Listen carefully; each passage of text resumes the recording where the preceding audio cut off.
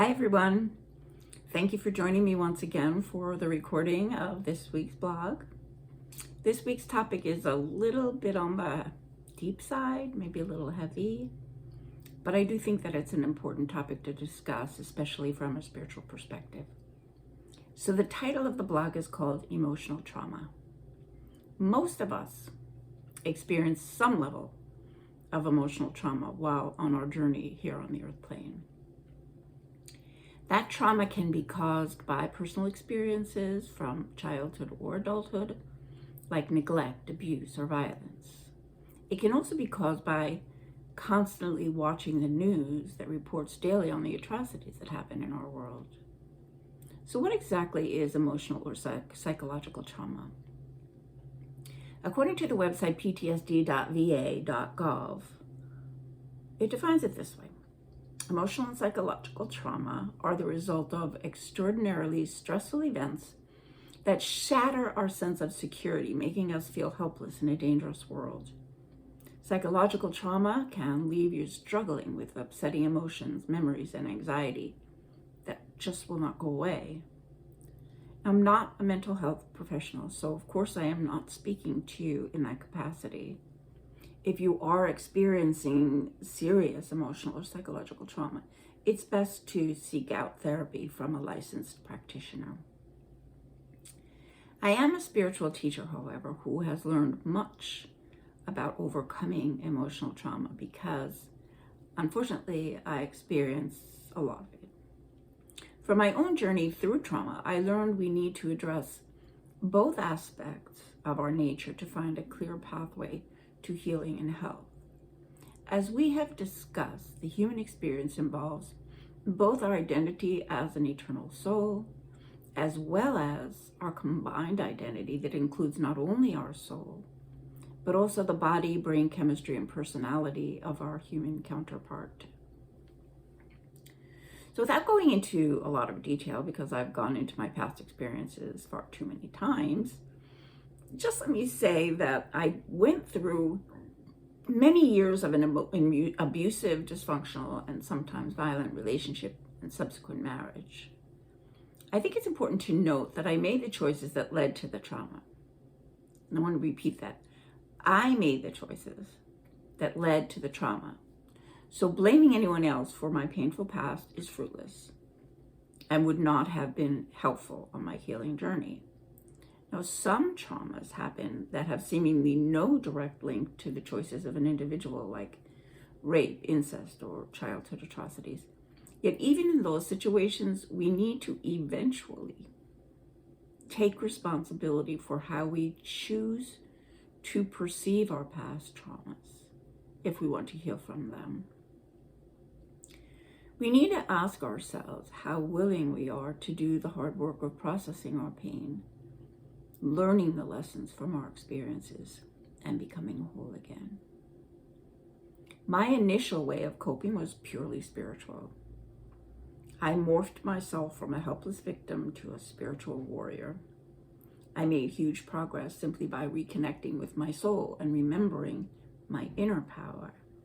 Forgiveness for my ex's part, though it could be perceived as unforgivable, was easy for me.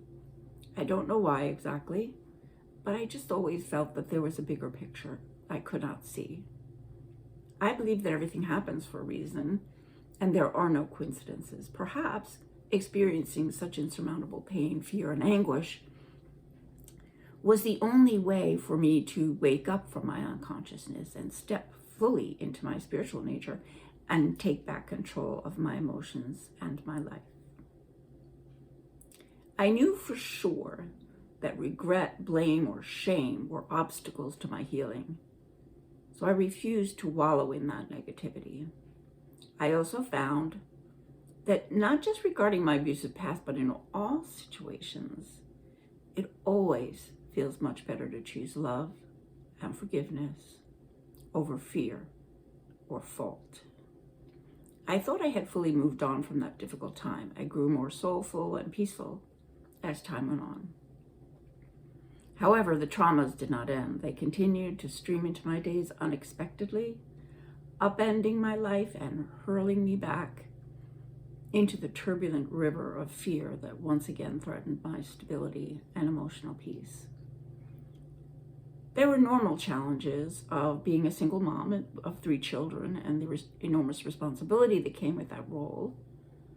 Yet beyond that, there were financial challenges, some life-threatening health issues, and simply just an underlying anxiety that told me I was never completely safe. So I continued to view all of my adversities through a spiritual lens that seemed to adequately bandage my wounds and stop the bleeding. But it did not, however, heal the wounds, restore my equanimity, nor strengthen my sense of calm and safety. So what was I missing? What stone did I leave unturned? How could I ultimately find the final piece that would complete the puzzle and lead to a full understanding and thus a full healing from my past traumas? It was my humanity. I'll repeat that. It was my humanity. Instead of trying to suppress my humanness and override it through the light and love of my soul, I realized I needed to accept its vulnerability and feelings of helplessness. If I did not, I was not really evolving at all, because I was not fully embracing the fullness of living a physical life. I somehow felt my human frailties were signs of failure rather than pathways to power and strength. Drusilla, the human, was kind, compassionate. She was a bit over-emotional, but that was part of her that was a tremendous virtue that needed to be channeled, not suppressed. The tears that pooled in her eyes and flowed to the earth were sources of healing for both Drusilla, as well as those that she touched with her open heart. The traumas I learned happened to both the mortal human part of me and my immortal soul. I needed to accept and embrace them. My soul then learned how to nurture, comfort, and care for the part of me that felt the fear and vulnerability. The human part of me allowed my soul to fully experience and appreciate the myriad of emotions. That was one of the main reasons it chose to take on this corporal journey. To recoil from and disregard them was relinquishing the precious gifts and lessons they offered, which were essential in carrying out my life purpose here. Wishing for traumas to evolve spiritually will never be our hope or our prayer. We can also grow from a more peaceful life if that happens to be our path. Yet if adversity and trauma show up at our door, it's important to ask them why they have come. Then commit to staying grounded, present, and determined to learn from our challenges. All aspects of life are valuable gifts, and we can only accept them in the present moment, not in the illusionary past or future. So let us open our arms and our hearts and allow these gifts to light up our awareness so that we can access the knowledge and the wisdom within the sacred temple of our divine self. So I hope this gave you some food for thought, some inspiration. Perhaps there's something that you're going through personally that it might help you view your traumas or your pain from a different perspective, or maybe there's someone in your life that's struggling and you might be able to help them see that within all of our adversities and our challenges and our traumas, there truly is gifts and treasures to help our souls evolve and grow and help us to awaken more fully and understand the reasons why we came here.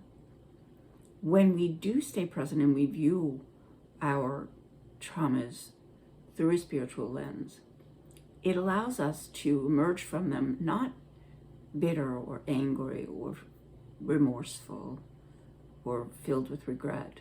Instead, we then emerge from them more loving, more compassionate, more forgiving,